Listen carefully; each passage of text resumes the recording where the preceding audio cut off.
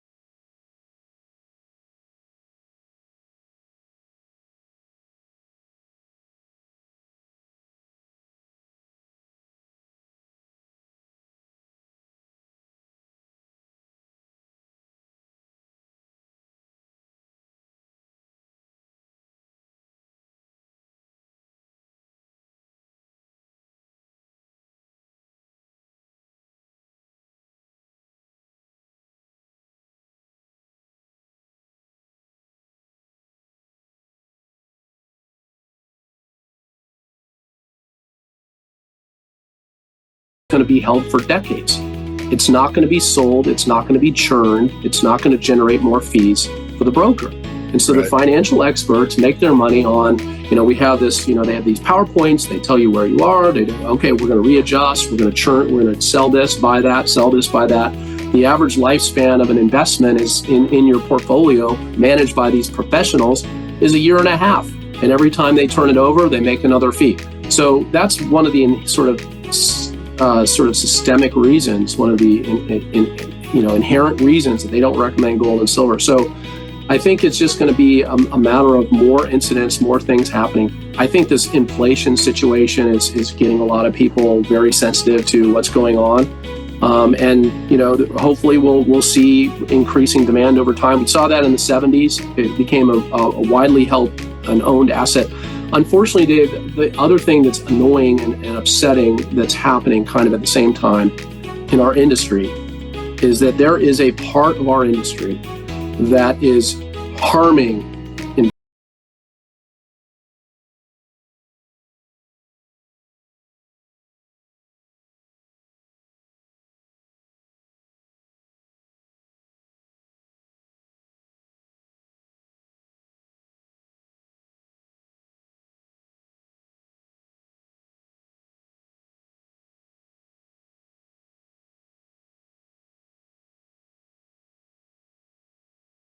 actor, and they have this high-profile celebrity spokesman.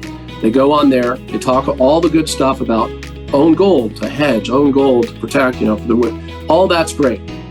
But then you get into their funnel and they sell you on some high marked up, supposedly rare or commemorative coin or something that's priced 100% over the spot price of gold. And then some of these companies have just flat out disappeared. There was one, Regal Assets, which was out there for a while. He's AWOL, 20, 30 million missing. There's another one that just happened, another one of these, so they're not doing a service to the investor by putting people into rip-off forms of gold and silver where they make a massive margin. And so one thing we try to do at Money Metals is say, look, understand what the melt value is. You want to buy gold and silver for its globally transparent value, not some story, not some subjective thing, not a supposed collectible. And I'm not saying that there aren't true collectibles out there. There are some rare coins. And if you're an expert and fine, you can probably do real well. But most of the stuff that's being sold as collectibles by these dealers gold IRAs, so forth. They put you in proof gold coins, proof silver coins, 100% markup. They put the entire IRA in that, or they create some Royal Canadian Mint 1.5 ounce special issue polar bear coin, which nobody's ever heard of, that they sell for 100% over spot. And then when you go back and try to sell it down the road, you find out it's worth spot, or maybe even less. Like right now, we're seeing some of this stuff came out of IRAs, sitting in depositories, people that were sold on this stuff, and nobody even wants to buy it under spot. No dealers are interested. They're lowering the price even lower and lower because it's not a common item. It's not a silver maple. It's not a silver round. It's a 1.25 ounce oddball thing.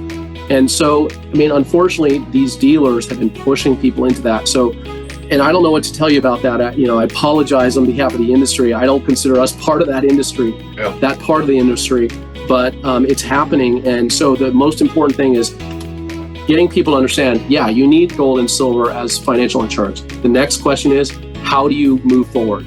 And as you say all the time is, you want to, own it directly. You want to hold it. You want to know what it's worth. You want to know that it's, worth basically the spot price of gold. Don't pay for premium. Don't get a raw dealer from your dealer. The most important thing is, what is the melt value of what you're buying? And try to go with the lowest premium. And that's all I can say. And that's what we emphasize at Money Metals. We don't deal in any of that stuff. But unfortunately, it's self-perpetuating because there's so much margin for those dealers doing this that they can afford the Fox TV, Fox News ads and the celebrity spokespeople. And it just continues and continues. And so we got to let people know, look for what the melt value is, figure out what the resale value is. If you were to turn around and sell it right away, what would you get? And it should be very close to what you paid. And if it's not, then you're buying the wrong thing. I wrote about a lot of that in the 10 Rules of Silver Investing, not the detail, but, just in succinct 10-point form. And one that I want to add on to that happens every year, and that is getting a Mint State 70 2024 Silver Eagle. And then the next year, get a Mint State 70 2025 Silver Eagle. And then in the next year, get a Mint State 70 2026 Silver Eagle. So what happens is these big dealers take these coins and they get them graded and slabbed, and then they usually double the price or triple the price. And the ad is, well, you're getting the highest graded available. I called up one of our wholesalers, I won't name on air, and asked him, he had, I know from time to time people sell those back, So how many do you want? I said, well, how many have you got? So he gave me a number. I didn't buy them all, but I bought a few boxes full. And you know what I paid for them? Spot? Pretty close. Pretty close. And the slabbing's what, $15 a coin or something? I forget. Yeah. So here I was, and I gave them out as a premium at the time for new subscribers. But, for seed value was, oh my goodness, they probably saw the ad, right? I got an M70 in a slab by a grading service. And then, that's what it is. I'm not saying it isn't what it is, but when it goes to the sell side, as you point out, you better be able to put the guy on hold that you're buying from, call another dealer and say, I've got this many, 1.25 slab, and what are they worth? Well, they're worth melt. Well, what's melt? Well, it's $29. Well, this guy only wants $69 a coin. Right. Well, do it. But there's so little. Maybe as a gift, to your grandson and something like that. It makes a nice presentation. Right. But the fundamental thing is, you just said, what is the melt? What is the resale value? And it's probably right around melt. So people have to understand, what is the melt value of what I'm buying. Yeah. And as long as they're focused on that, they'll probably do okay. And I want to cover myself in the 10 rules. I talk about that. If you're an expert and you love collecting coins and, it's a one-off or a birthday gift, that's fine. But your primary investment should be bullion as close to spot as you can buy it. And that's the deal, because you don't have to have an expert or whatever. So we're on the same page there. Yep. What do you think it's going to take to get the investment community from the financial planner aspect to understand that these wealth managers that are managing, I don't even know what the minimum is anymore, $1 million, $2 million and up. And all of a sudden the stock market crashes and they find someone like yourself or myself and they find out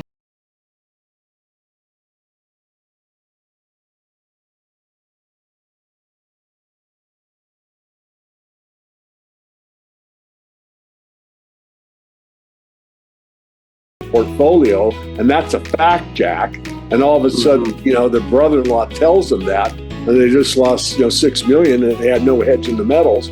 I mean, someone sometime is probably going to get angry enough that you're paid by me to manage my wealth, and you don't know the fact.